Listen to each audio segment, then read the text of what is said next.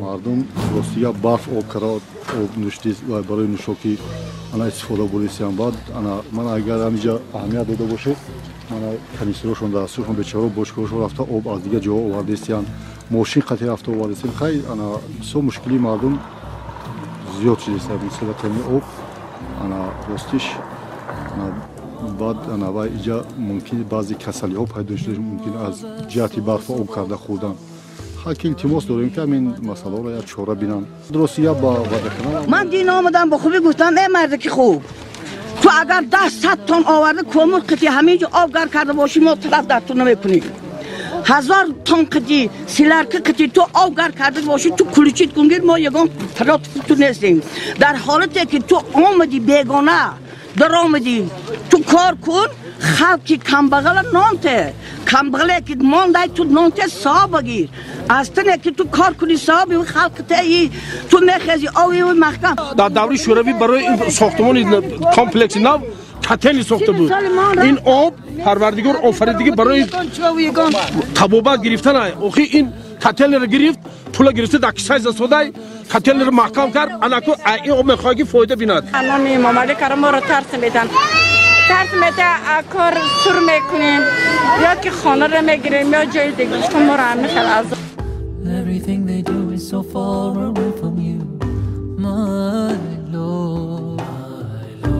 Help us to know you better. Help us love one another, my Lord. Jalali wal ikrami, Sayyidul akwani, huwal mannan. Inna li rabbun azimun.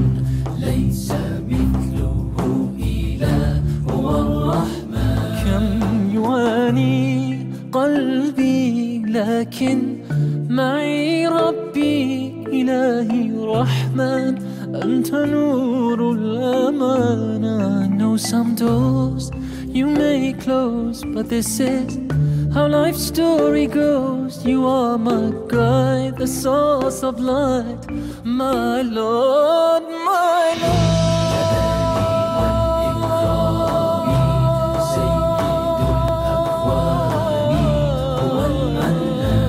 هو المنان رب عظيم ليس مثله إله هو الرحمن جلالي والإكرام سيد الأكوان هو المنان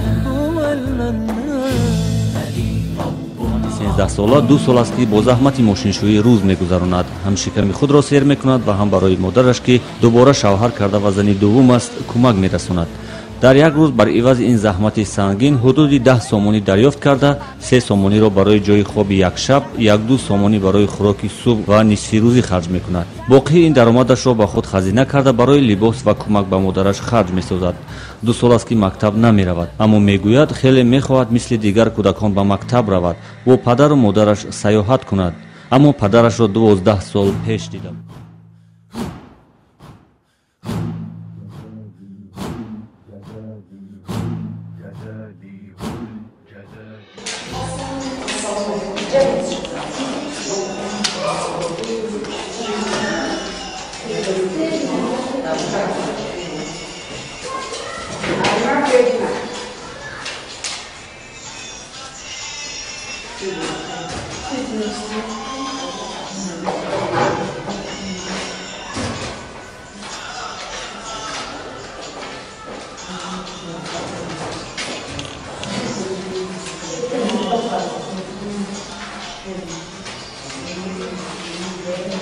بسته چند تا داده اینا؟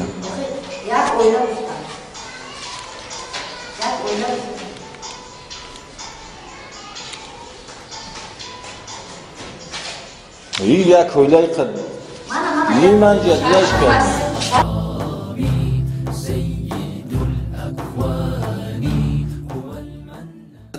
Я лидер группы 24. Я обращаюсь к вам, как лидер оппозиции, потому что мы обеспокоены ситуацией в Республике Таджикистане. Сегодня уже видно весь скелет государства. что оно состоит из полностью состояния коррупции.